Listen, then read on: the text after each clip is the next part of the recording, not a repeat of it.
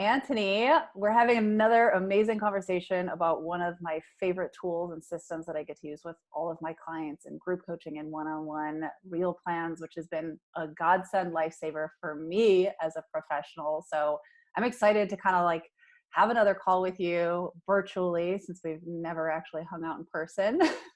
I know, isn't that crazy? I actually was Well, thinking about it. I think we did like once in passing at like an event in LA. Like we all met up, and then that was like it. It was like our moment uh, in the sun together. right, right. But we've had many calls. I mean, I've worked with developers for over a decade. Never met them. Isn't that crazy? I know, it's a virtual world. That's how it is. It is. It is. And now we get Yeah. to bring the virtual world to all my clients with virtual cooking assistant, basically with Real Yeah. Plans. Well, the challenge with real plans is trying to make something that's such an intimate act as cooking, where you feel quite vulnerable, especially if you don't cook a lot, Mm-hmm. um, and to help people in that part of their life.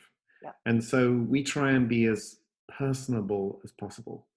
So do lots of calls like this, lots of support and helping people out, and that tends to go well because people like to feel connected to something Yep. that's really kind of sitting in your house. Yeah.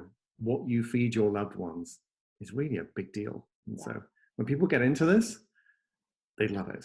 It's like basically for me, it's the closest thing that I have for being able to support my client. And like short of me showing up to their home and intimately going through their pantry with them and teaching them various techniques and methods for how to create amazing nutrient dense, nourishing meals, like short of me showing up to their kitchen, like literally this is the next best thing I can offer to them. So I've been That was, super grateful for all of you for what of you've course, created. thank you. That was your dog, right? Yes. Because any minute now there's going to be a child coming into mind because of the pandemic. There's going to be a child running in going, I'm hungry, and Yeah. I'll shoo them off. So Yeah. we'll just keep the dogs, Yeah. the children, everything at bay, so we can actually. They always want you when you're not available. That's the actual That's truth. how it works. That's how it Yeah. works. Okay. Yeah, let's dive into kind of some of the details of how Real Plans can work for my clients. So, you and I have talked at length about using this from my standpoint in terms of setting it up and kind of getting the baseline foundations of what I'm doing with my clients kind of already loaded into the system. Mm-hmm. But I think one of the first questions that a lot of folks have that I'm excited to kind of show them is how to then take it a step further. And if there's foods like outside of the stuff we've agreed upon, potentially limiting now or into the future, somebody doesn't like mushrooms or somebody doesn't like a certain kind of mushroom or a vegetable, like how can they go in and sort of set this all up to be super customizable? Yeah, no, absolutely. I think you have to enable my screen sharing as well. Oh, yeah. Let's see how it lets me do that. Do you know? There we go. There you go, you got it. Do you know how many people are becoming really expert at Zoom right now? Oh, have you seen the numbers of how many active users they had before COVID-19 and then after? Like it's insane, the growth. They're one of the few industries that have seen extreme growth in this time. Do you ever remember that cartoon, Scooby-Dooby-Doo? Yeah. And then at the end, they would always pull the mask off the fairground owner or something. And the fairground owner, you see no one? And it's like, who's responsible for COVID-19? Yeah. And then Zoom. the guy pulls it off and it's the Zoom logo. Oh, that's probably one of my favorite internet memes since all of this. Yeah, it is my favorite so far. But okay, so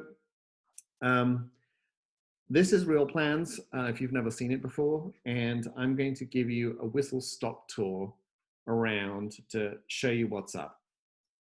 So you can arrive here and it can be a little intimidating if you see all of these things that you go, oh, well, I trust Beth. She set me up with this whole thing. And oh my gosh, there's like all these recipes and things that I haven't heard of before, or I have, oh my God, what do I do?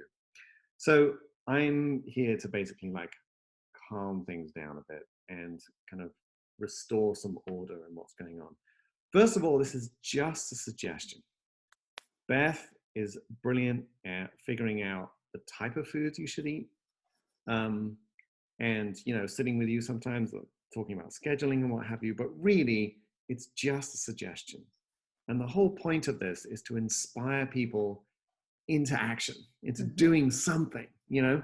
So I'm going to, this is an automated plan for someone who's doing a lot of cooking and everything else. Oh, and you can click here on minimize if you really want to visualize this. That's great. And I'm showing you the web version of Real Plans too. There's a mobile version which you can have a look at as well. But this is the kind of the web one where you can do a lot of admin and stuff. So anyway, so you have like, you can make it visualize all the different pictures. Now, one great thing you can do to really take control of the whole thing is you see this eraser right here, you can just clear the entire planet and just do that.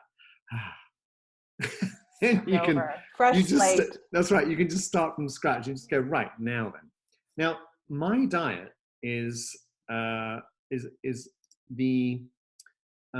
diet that has been set up for you by Beth for you. So everything that, when this is checked, this means that any other filters that you put in here will keep my diet, and everything will just work for you. So you can go in here and you can say, all right, I want an entree, and then you can go and have a look, and you can have a look at all the entrees that fit within the diet. And then you can do things like, I don't know, number of ingredients. And like, let's have a look at the 31 entrees that have 3 ingredients. And by 3 ingredients, we like remove spices and stuff, because you can make that up. It's really about what, you know, main ingredients that you need. So you can look at this and you can just drag it over like that and say, okay, I'm gonna make a grilled chicken. Excellent. Now that grilled chicken now ties beautifully into the shopping list that says, go and buy a chicken, or whatever other ingredients are sitting on that recipe. And then you can go into that recipe and go, what do I have in my fridge? Oh, I've got some spinach, bright wilted spinach. All right, great. So you click the plus sign like that, boom. I now have a meal, and a meal that I'm in control of and I can do, and it's legit, and Beth says I can eat it, therefore you go ahead and you can eat it. Now, a big part of cooking and a big part of Real Plans is, well, you cook it once, but you always want to have that moment where you open up the fridge and there's a perfect meal waiting for you the next day. I always say that that's your past self thinking of your future self. Like when your future self's like, score, past Beth like actually made leftovers or prepped some protein at the start of the week. Like you become your own superhero, basically. In California, we pay a lot of property tax. And every year I have a little message to myself a month before saying, hey, future Antony. And then when I open up the same thing, I go, oh, thank you, historical Antony, for the, you know, we only exist in certain moments. And so I do talk to myself in those terms too. Yeah. Okay, so here you see, we're going to be nice to future Antony here, because we're going to just move this over here. So you can move stuff around, but you get asked a question. Do you want to move this, or do you want to make a leftover? And you create a leftover like this. And I can do the same thing with that one there and create a leftover there too. This doubles the portion sizes here. And this means that these are leftovers, and leftovers are shown here with these nice yellow things. And it can happen from dinner to lunch as well. So if someone's like, I know. Anything, anything you want. Yeah, you just move it around. As long as it happens after the time that you because if you start cooking for Monday and it's Tuesday, you actually might be a superhero. Right, exactly. So you can do it that way, and you can go through here, search for whatever you want, add stuff, and then you can make yourself a meal plan based on what your schedule is and everything else. Now there are other ways that you can add stuff. You can just go clicking these little dots here, and there's more stuff that you can do. So you can say, I want to add a recipe this way. Now this is like, you know, those dating apps where you click through and you go, yes, no, all that kind of stuff. So this is like that. I've only heard about them. I have been married for like so many years. Like they were invented after you got married, right? Yeah, very much. But you know, you can basically one at a time, bum, bum, bum, bum, bum, bum, bum. And then when you see something you like, you can just add it. When here you can search for something, and you can do it that way. So lots of people like that. We call that the recipe roulette. I don't think it's an informal name in the background, but it's the recipe roulette. So that's and then one other way that you can add stuff is just go over here to this recipe box. So we're not even on the plan anymore. And then this has these kind of large, luxurious pictures of recipes that you can look at. And then you can go, ooh, and then suddenly the grilled salmon looks even more appetizing up close. And you can also, you know, like stuff and give them thumbs. If you give something a thumbs up, it's at the top of your searches every time. Okay. So most people like cycle through a number of recipes all year. This keeps those close to hand. Cool. But then, you know, you get other stuff creeping in that you might like to try out. So that's, and then you schedule it by just clicking schedule there. So let's go back to the planner. And you can import recipes as well if you go to Recipe Box. Oh yeah. Somebody finds a recipe in a magazine and they want to type it up or somewhere else. Yeah, as long as it's like a well-formed recipe on a page with a bulleted, you know, kind of set of ingredients and a numbered directions. Yeah, we'll import it for you, and you can grab the image and stuff like that. Okay, so here's my meal plan, and then sticking to the basics right here, you then can take this plan and then you can print it out. And it'll have the shopping list on a plan, and then we're done. Or you can get all fancy and you can go to the shopping list. The shopping list has everything you need to make those recipes work. Makes sense, right? We got you covered there. But we also have, so you want an accurate shopping list when you go though.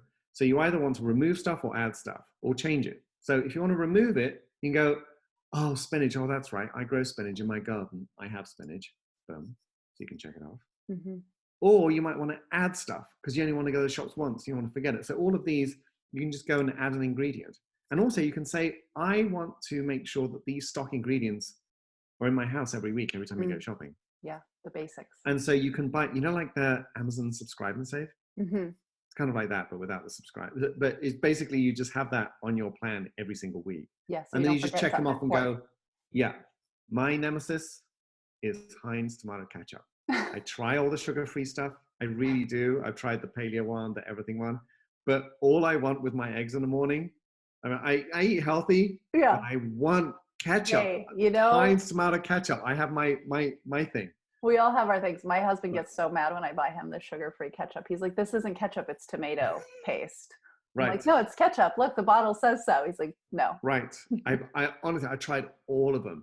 It was like, and I just ended up coming back to, okay, I just like ketchup. Sometimes things work because they work. Right. Yeah, and it makes you feel good about everything else I'm doing. Okay, so, and also you can, if you're in Instacart area, you can Instacart, and if during the pandemic they have drivers to do that, you can kind of get that along.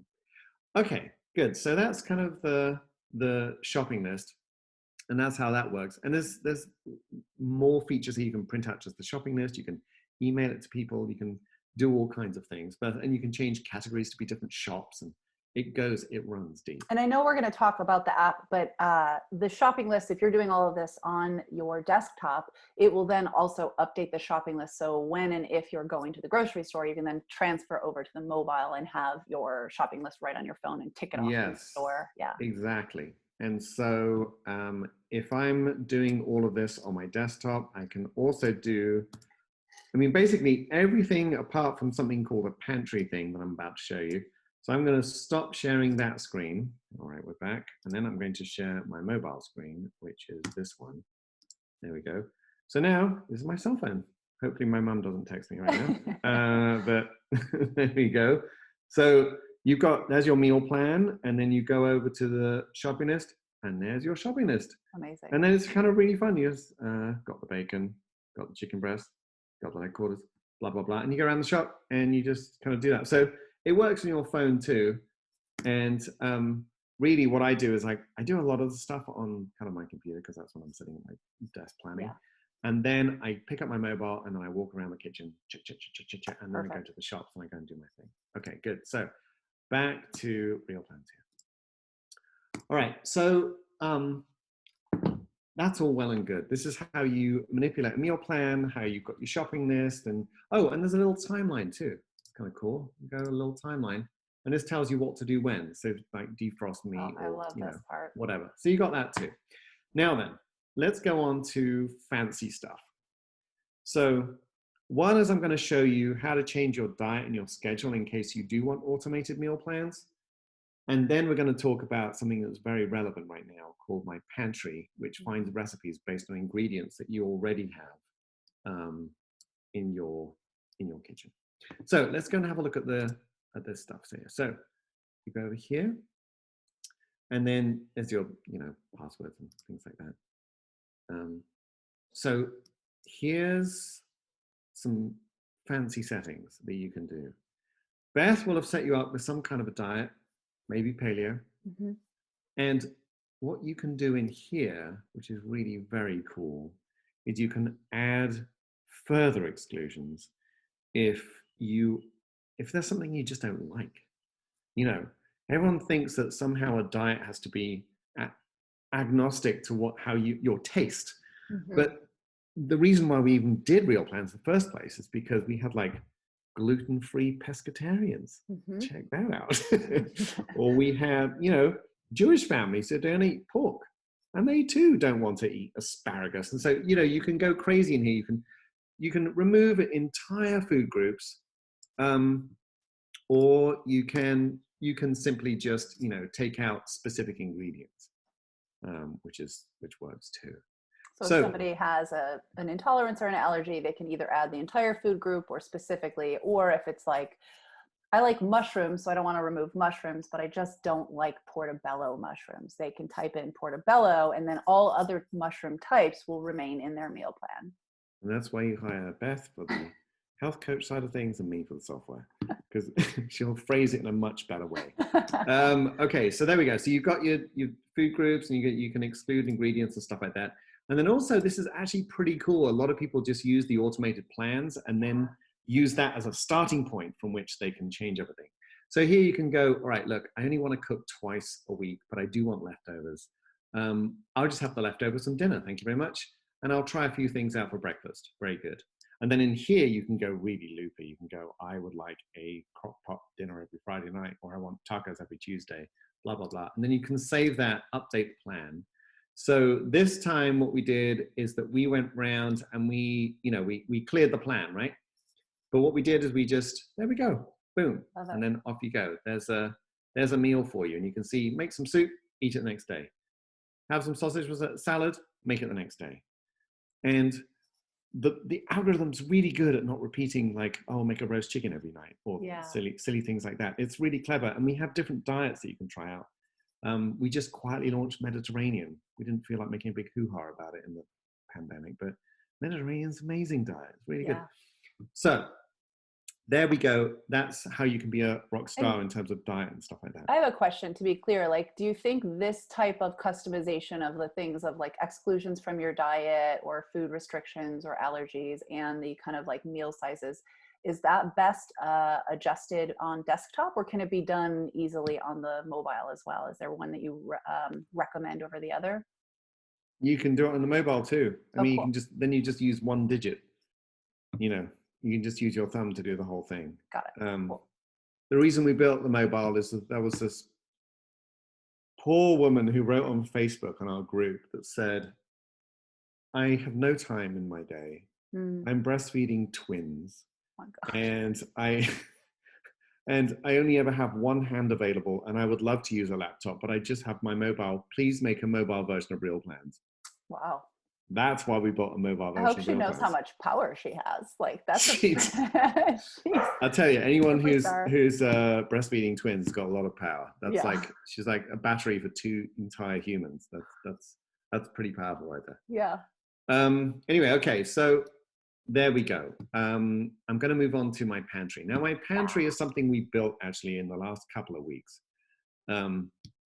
Direct response to the pandemic. It was sitting there on a task list of things that we were going to do at some point, and then we bumped it to the top of the list. The universe said it's time. It's time. And the reason is that why would you put some recipes on a plan, put it all together on a shopping list, go to the store, and then find you can't even find carrots? That's why, that was my introduction to this whole thing. No fresh carrots in the headquarter flagship Whole Foods in Los Angeles. Like, whoa, this is weird, right? Okay. Yeah. So the pantry is an attempt at something completely different.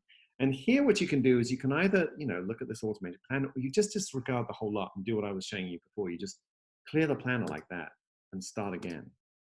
And this little unassuming icon here is the pantry.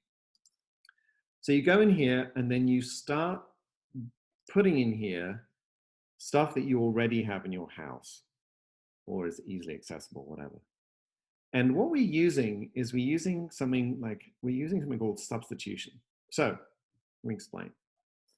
You got ground meat here, right? You can say, yeah, I've got ground meat.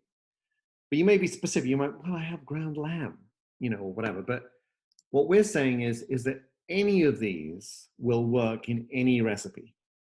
If your grandmother walked in right now and opened up your fridge and went, let's see what you got, she'd say, you got some ground meat, right? Let's put that with an onion and then boom, we got a meal. That's kind of what we're going for. Yeah. My grandmother doesn't speak like that, or didn't. She spoke with a very English accent, but I'm just, improvising. Riffing. You're riffing. I just like it. Riffing.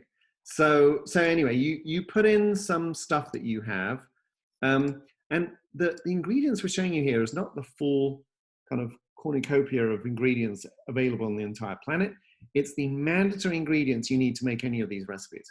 So if we have a look and view 14 available recipes based on ingredients that I've put in, you can see, oh, cool. So remember I told you about the ground meat thing? This lamb burger situation, right? Maybe you just have ground beef. It's unlikely you have ground lamb. You probably have ground beef, maybe ground pork if you like mixing them together for burgers like we do in this house. Yeah. But I just have ground beef.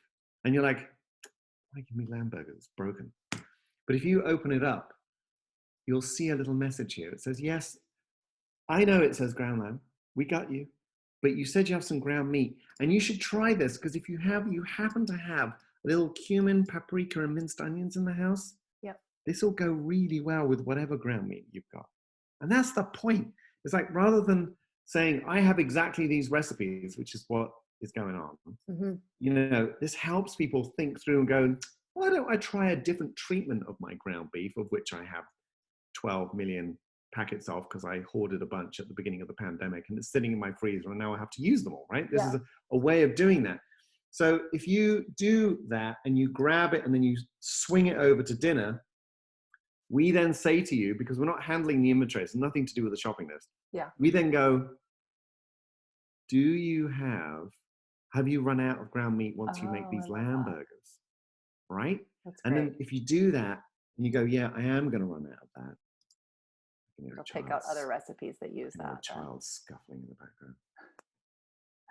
Oh no, they went away. We're safe. It's okay.